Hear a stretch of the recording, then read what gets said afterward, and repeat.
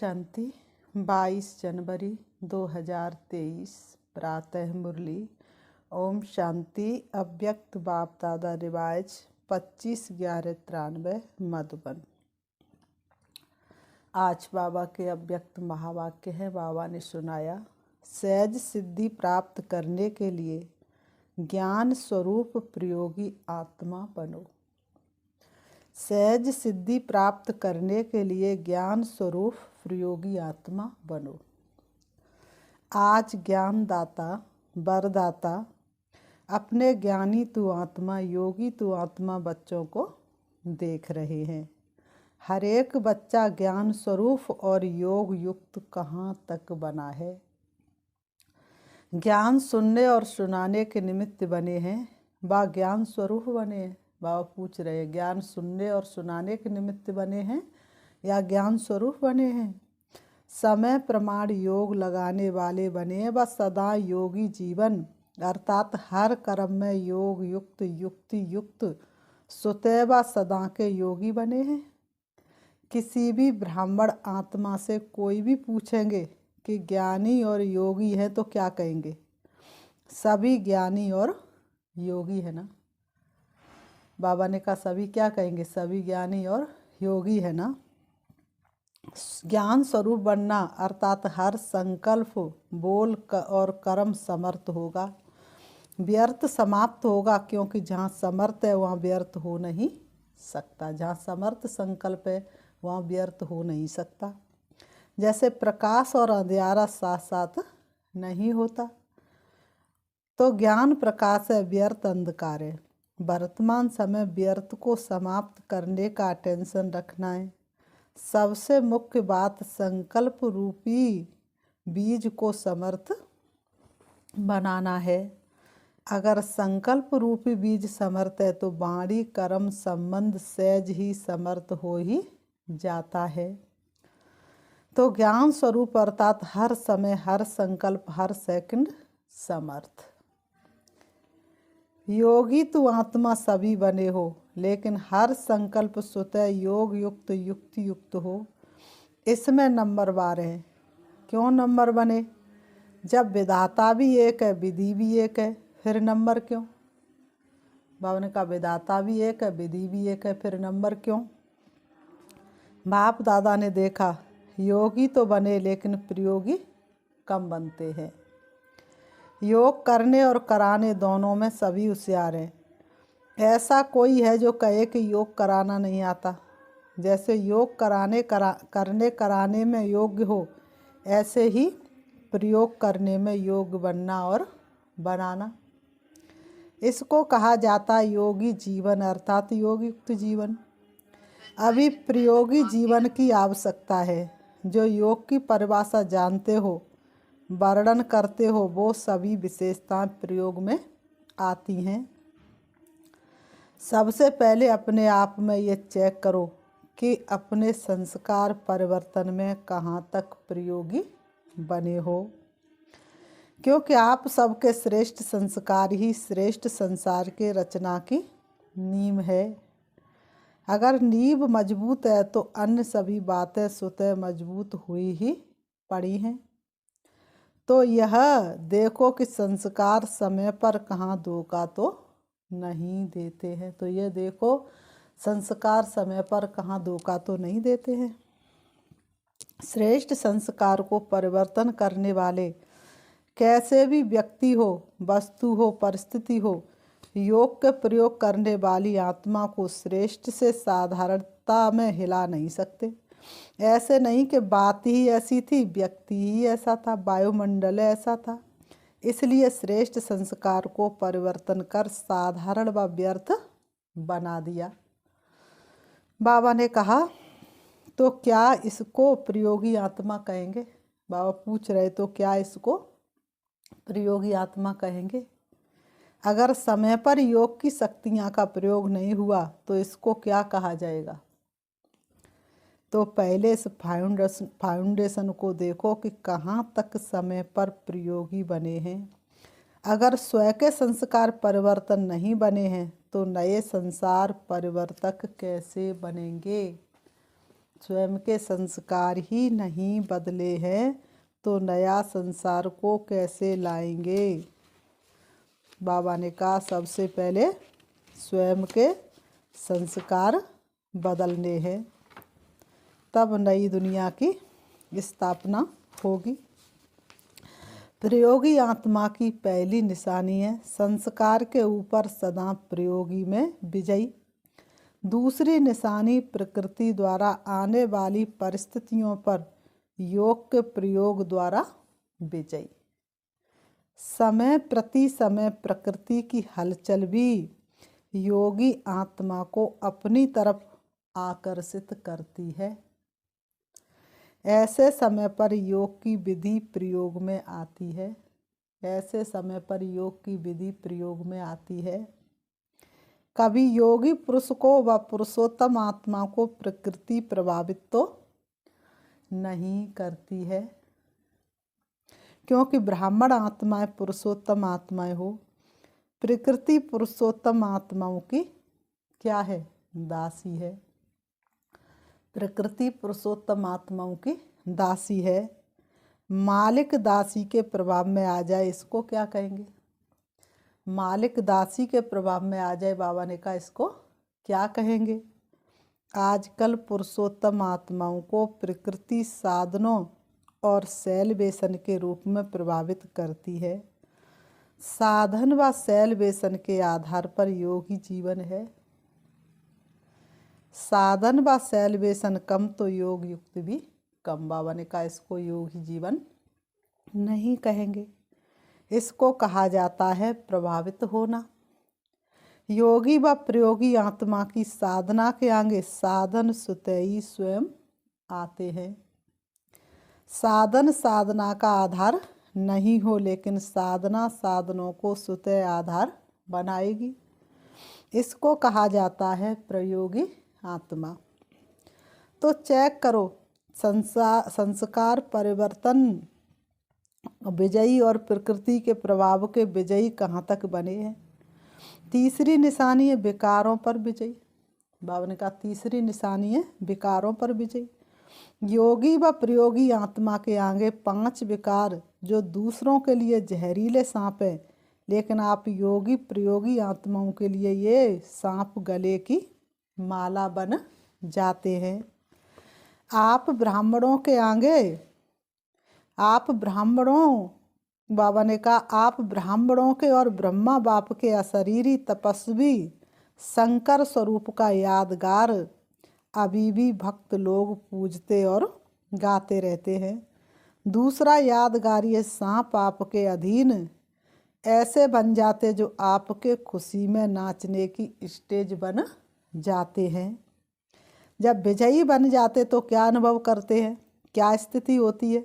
खुशी में नाचते रहते हैं ना। तो ये स्थिति स्टेज के रूप में दिखाई है। स्थिति को भी स्टेज कहा जाता है। ऐसे विकारों पर विजय हो, इसको कहा जाता है प्रयोगी। तो ये चेक करो कहाँ तक प्रयोगी बने हैं। अगर योग का समय पर प्रयोग नहीं, योग की विधि से समय पर सिद्धि नहीं, तो यथार्थ विधि कहेंगे।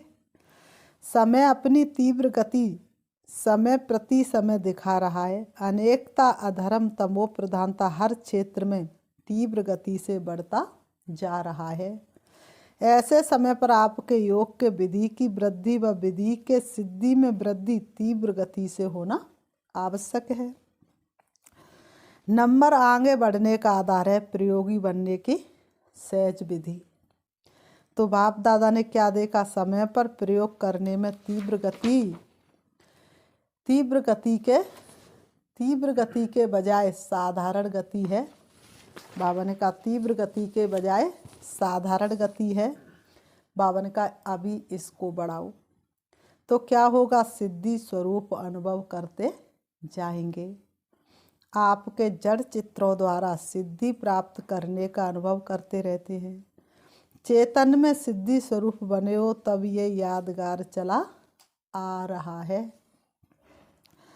रिद्धि सिद्धि वाले नहीं, बाबा ने कहा विधि से सिद्धि। तो समझा क्या करना है? है सब कुछ, लेकिन समय पर प्रयोग करना और प्रयोग सफल होना, इसको कहा जाता है ज्ञान स्वरूप आत्मा। ऐसे ज्ञान स्वरूप आत्मा अति समीप और अति प्रिय है। अच्छा, सदा योग की विधि द्वारा श्रेष्ठ सिद्धि को अनुभव करने वाले, सदा साधारण संस्कार को श्रेष्ठ संस्कार में परिवर्तन करने वाले संस्कार परिवर्तक आत्माओं को, सदा प्रकृति जीत विकारों पर जीत प्राप्त करने वाले विजयी आत्माओं को, सदा प्रयोग के गति को तीव्र अनुभव करने वाले ज्ञान स्वरूप योग युक्त योगी आत्माओं को बाप दादा का याद प्यार और नमस्ते। रूहानी हम बच्चों की रूहानी बाप दादा को याद प्यार और नमस्ते नमस्ते नमस्ते। बाबा ने कहा 24 नवंबर को 2 कुमारियों के समर्पण समारोह के बाद रात्रि 10 बजे दादी ऑलराउंडर ने अपना पुराना चोला छोड़ बाप दादा की गोद ली। 25 तारीख दोपहर में उनका अंतिम संस्कार किया गया। सायंकाल मुरली के पश्चात दादियों से मुलाकात करते समय बाप दादा ने जो महावाक्य उच्चारे वह इस प्रकार है। खेल में भिन्न भिन्न खेल देखते रहते हो। बाबा ने कहा खेल में भिन्न भिन्न खेल देखते रहते हो। साची हो खेल देखने में मज़ा आता है ना। चाहे कोई उत्सव हो चाहे कोई शरीर छोड़, दोनों ही क्या लगता है। बाबा ने कहा चाहे तो उत्सव हो और चाहे कोई शरीर छोड़े। बाबा ने कहा दोनों में क्या लगता है। खेल में खेल लगता है ना। बाबा ने कहा खेल में खेल लगता है ना, और लगता भी ऐसे ही है ना जैसे खेल होता है, और समय प्रमाण समाप्त हो जाता है। ऐसे ही जो हुआ सहज समाप्त हुआ तो खेल ही लगता है ना। हर आत्मा का अपना अपना पार्ट है। सर्व आत्माओं की शुभ भावना, अनेक आत्माओं की शुभ भावना प्राप्त होना, ये भी हर आत्मा के भाग्य की सिद्धि है। तो जो भी हुआ क्या देखा, खेल देखा या मृत्यु देखा। बाबा ने कहा जो भी हुआ वह क्या देखा, खेल देखा या मृत्यु देखा। एक तरफ वही अलौकिक स्वयंवर देखा और दूसरी तरफ चोला बदलने का खेल देखा। एक तरफ अलौकिक स्वयंवर देखा, दूसरी तरफ चोला बदलने का खेल देखा। लेकिन दोनों क्या लगे, खेल में खेल। फर्क पड़ता है क्या, स्थिति में फर्क पड़ता है। अलौकिक स्वयंवर देखने में और चोला बदलते हुए देखने में फर्क पड़ा। थोड़ी लहर बदली हुई कि नहीं। साक्षी होकर खेल देखो तो वो अपने विधि का और वो अपने विधि का। सहज नष्टो मोहा होना ये बहुत काल के योग की विधि की सिद्धि है। तो नष्टो मोहा सहज मृत्यु का खेल देखा। बाबा ने कहा नष्टो मोहा सहज मृत्यु का खेल देखा।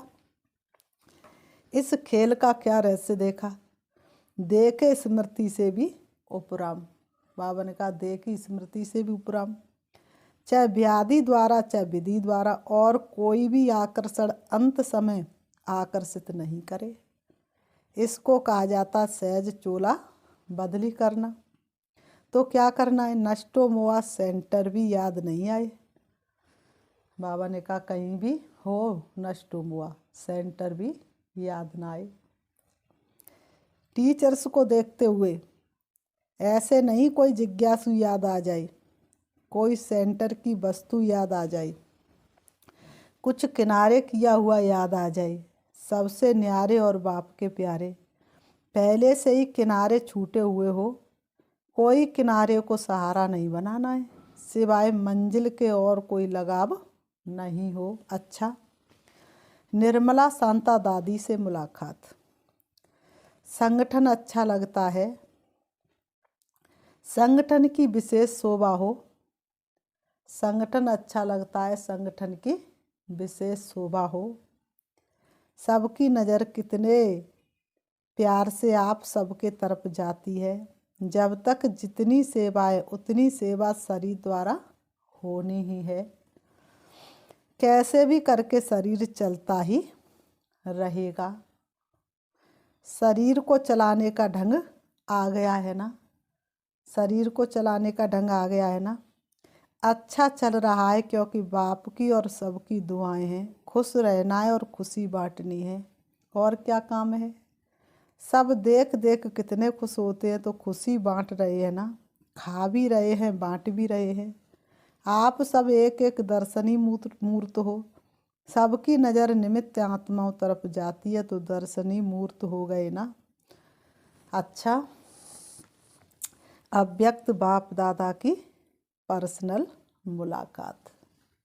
नंबर 1, ब्राह्मण जीवन का आधार याद और सेवा।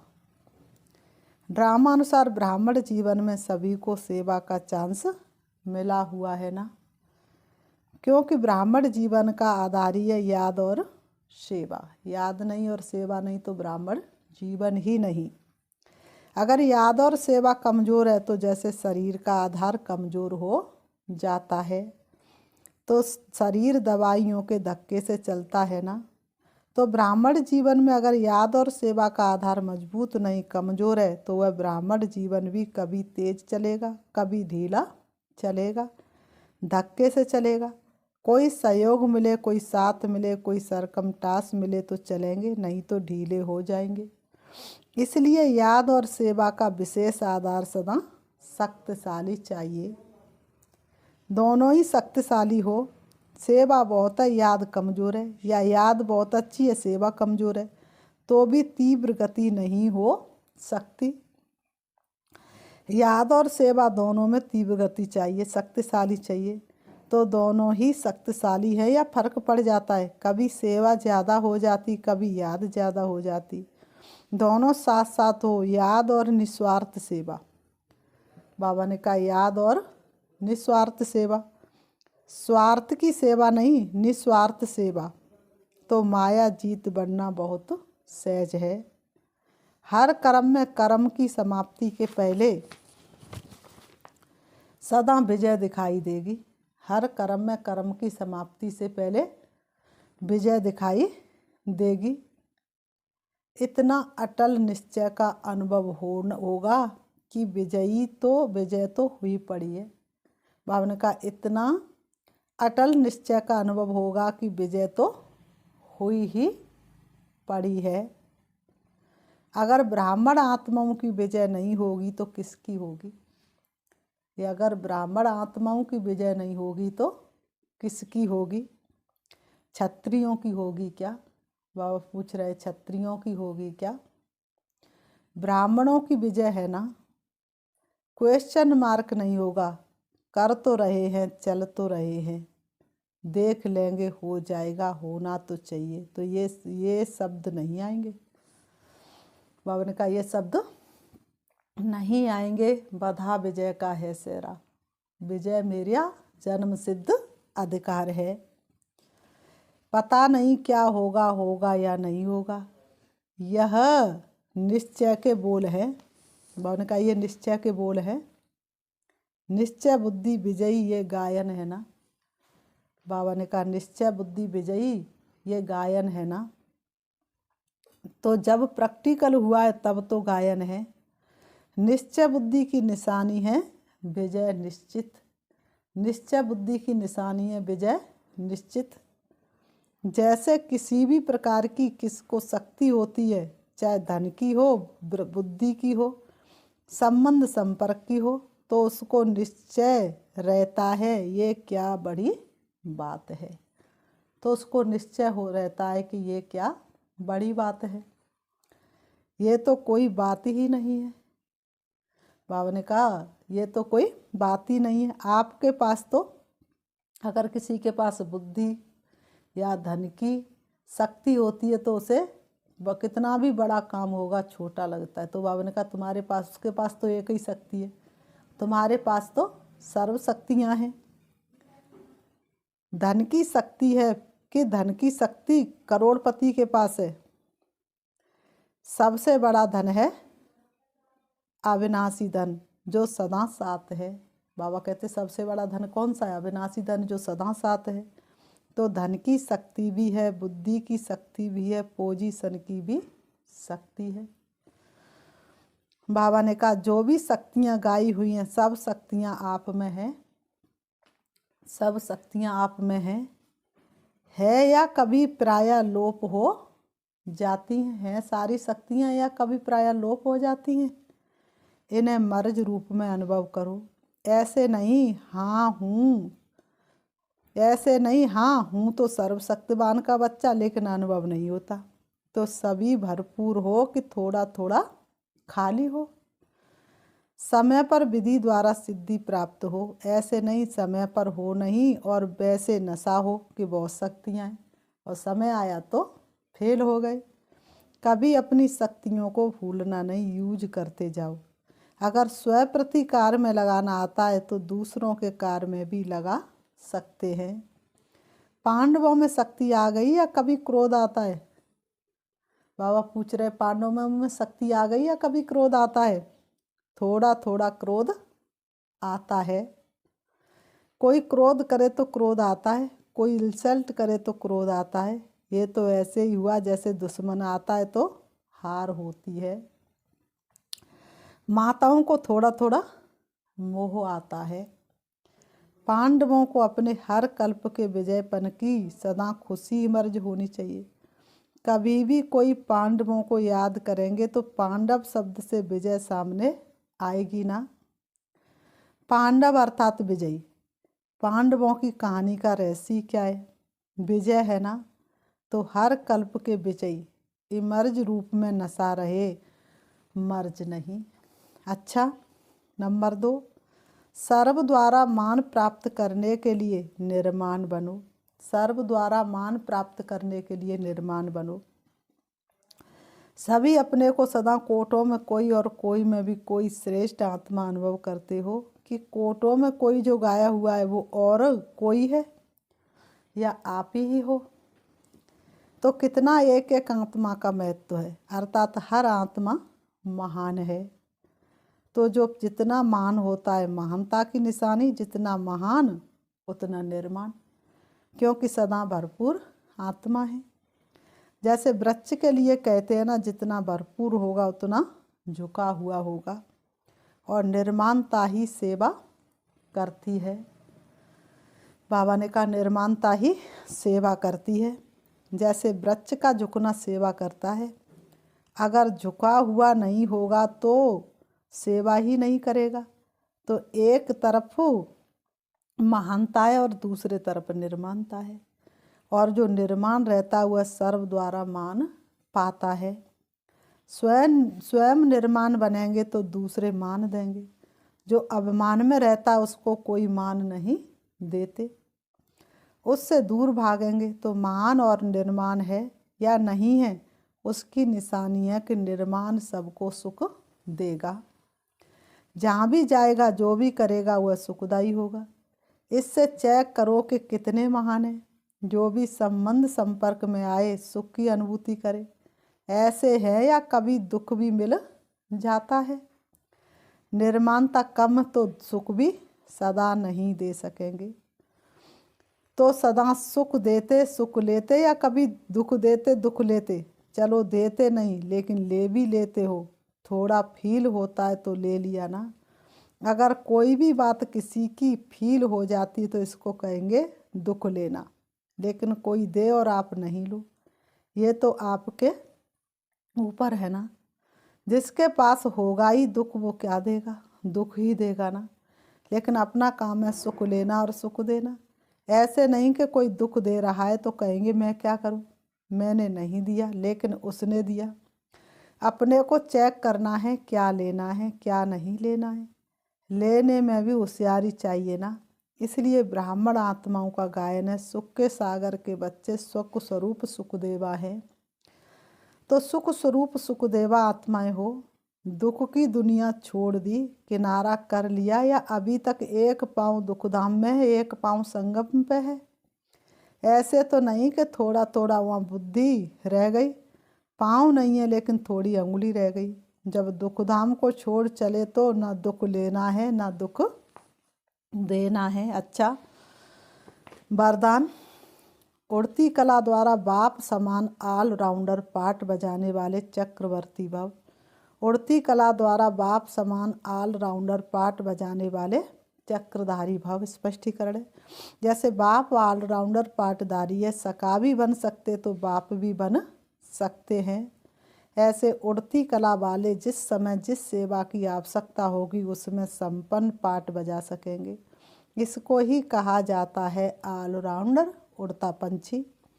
वे ऐसे निर्बंधन होंगे जो जहाँ भी सेवा होगी वहाँ पहुँच जाएंगे, हर प्रकार की सेवा में सफलता मूर्त बनेंगे। उन्हें ही कहा जाता है चक्रवर्ती ऑलराउंडर पाठधारी। स्लोगन। एक दो की विशेषताओं को स्मृति में रख फेथफुल बनो तो संगठन एक मत हो जाएगा। एक दो की विशेषताओं को स्मृति में रख फेथफुल बनो तो संगठन एक मत हो जाएगा। अच्छा ओम शांति। अभी हम 5 मिनट प्यारे बाबा को याद करते हैं, देखेंगे अपने आप को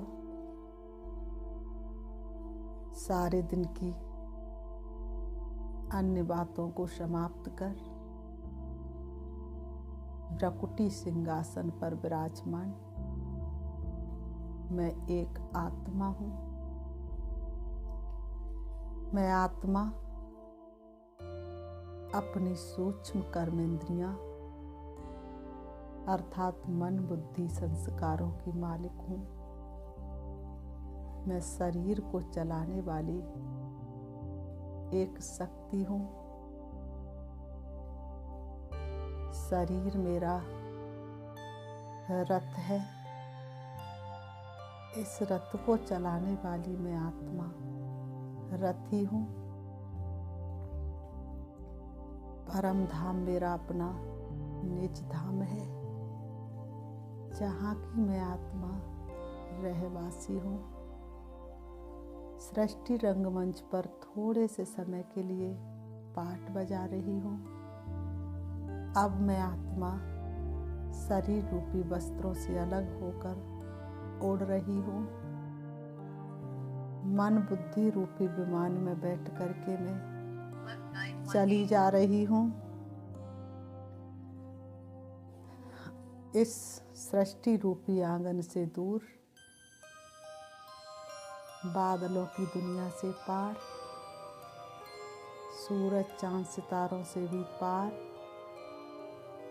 सूक्ष्म वतन से भी दूर, उससे भी आगे, पर जहाँ पर हल्के सुनहरे लाल रंग का आसमान है, चमकता हुआ दिव्य सितारा है, वही मेरा शिव बाबा है। मैं आत्मा शिव बाबा के सन्मुख हूँ।